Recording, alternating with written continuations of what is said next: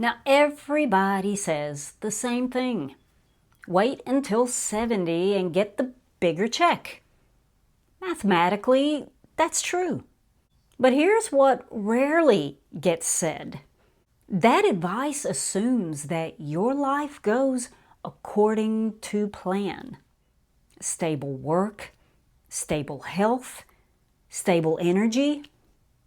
And Gen X, we haven't exactly been handed stability on a silver platter. We've seen it all. Layoffs, recessions, pandemics, caregiving, burnout, rising costs on everything, and a retirement system that keeps shifting. So today, I'm not arguing that it has to be 62 or nothing. No. What I want to talk about in today's video is just getting off of autopilot, because advice built on averages, that can fail real people. And Gen X doesn't need another rule. We need a decision. And let's talk about how to make that one a little more intelligently. Okay, the first point I want to talk about is how the break-even point was built for stability. Now, a lot of financial planners, they love to talk about the break-even age. And, I like calculating it up for myself too, so that's okay. And usually that age kind of falls somewhere between age 77 and very early 80s. And the idea is simple, that if you wait until 70 to claim your Social Security, you'll eventually catch up by one of those ages and come out ahead long-term financially. Now, on paper, it's pretty self-explanatory, but here's what the model quietly assumes. It assumes that you can work until age 70, or you have enough savings to live off of until 70, or you have a pension that you can tap into before 70. It also assumes that your health will cooperate with you, not just until 70, but up until that break-even age and beyond. It also assumes that you're not already burned out, or that your job isn't too physically demanding. It assumes that you're going to live long enough and be strong enough to enjoy that bigger check later on. And that's a lot of assumptions. Now, Gen X reality, now that includes burnout from decades of work and a deep desire for work-life balance. We're also facing rapid, tech invasion, AI intrusion, ageism in late career hiring, or even in your current job. And there could also be caregiving responsibilities that present themselves. And let me just tell you from experience, being a full-time caregiver to my mom and a full-time employee outside of the home, that's tough. But here's something even deeper. The break-even model, it treats you like you're a spreadsheet, and you're not a spreadsheet. But this isn't assuming that you'll die at 75 either. It's about something a little more practical. It's about health span versus lifespan. Now, if your highest energy decade to come is between the ages of 62 and 72, then delaying until 70 shifts more money into your 70s and 80s. And maybe that works, but maybe it doesn't. That's the real trade-off. Now, point number 2 is the big reason people wait is the healthcare fear. So let's talk about the elephant in the room, healthcare. The system quietly pressures you to keep working until at least 65 when Medicare kicks in. because the fear is real.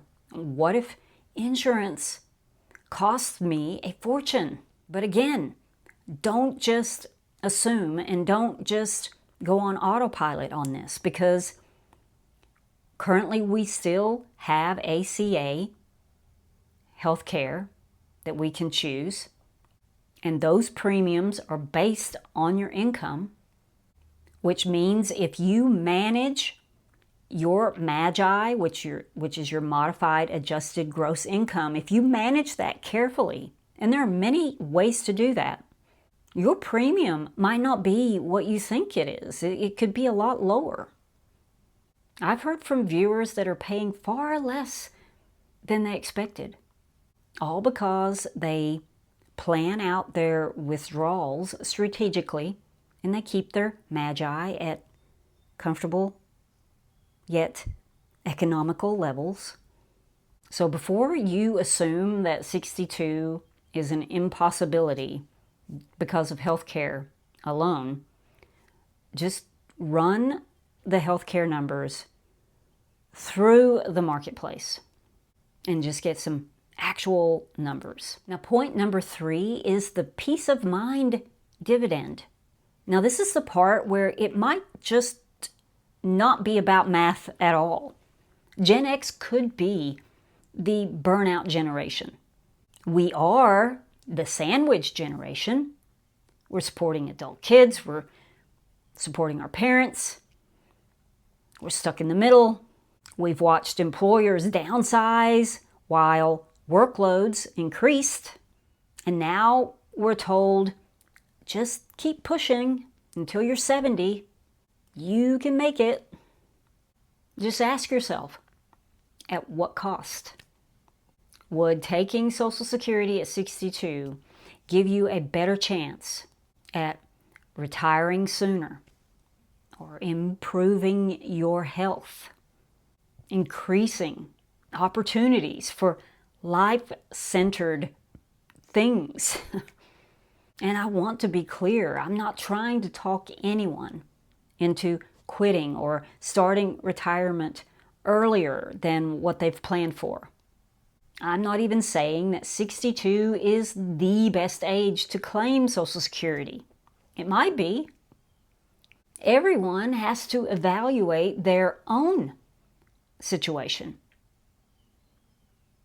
And that does involve a little math. But a smaller check at 62 that protects your health could outperform a check that comes later at 70, at a time when your energy is already zapped. It's already gone. Now, that's not just emotional, that's strategic. I even think it's practical to think of it that way, because money is a tool and time is non-renewable. Okay, point number 4 is when waiting does make sense. So let's balance this talk out a little bit, because there are some instances when waiting till 70 could make very good sense. Let's say you have strong longevity in your family, or you want that higher survivor benefit for your spouse. Maybe you have high energy, great health, you love your job. Maybe you're still financially supporting adult children. Maybe you don't yet have housing security or have a paid off home. And you have reasonable job security at the job you're in. Now, those can be good reasons, but they're not ironclad either. They're just things to consider. I know, when I think about these things, you make the list. You got all the pros over here and all the cons over here. And I don't know if those things help you make a decision or not. Maybe. But if you enjoy your work and your position is stable, then waiting might not be a sacrifice for you like it could be for someone else. Waiting could be a necessity for others as well. So whether you need to wait till 70 out of necessity, or you just choose to wait. I believe that protecting and investing in your health should be your number one priority. Staying as active as you can, as mobile and flexible as you can. Staying strong. Also, reduce stress while you can in your 60s. If you're going to wait till 70, protect yourself against burnout. Maybe you even think about possibly shifting into something that's a lot less demanding. Something that just gets you there to 70. Maybe even a demotion. Could be okay. There's no shame in that. Just don't let waiting destroy your body and your peace while you're waiting for that bigger check. So as you can see, the waiting until 70, it isn't necessarily wrong. Gen X doesn't need to follow a script. Gen X needs to just follow the reality that we're living right now. What is your health? What is your energy, your financial situation, your housing, your stress level? Those are all your realities. Of course, they can be changed and improved, but just run your numbers. Run them through the equation. Because maximizing your check, that's one goal, but maximizing your time, that's another. And one just as important or more important. There is no universally correct claiming age. Just choose deliberately. And if you want to try and understand why Gen X retirement looks so different than the one we thought we'd get, then watch this video next. The 6 crushing financial differences between a boomer retirement and a Gen X one. I've linked it right here. I really appreciate you watching and hanging out with me today. I hope you have a great week. I'll see you in the next video. Bye.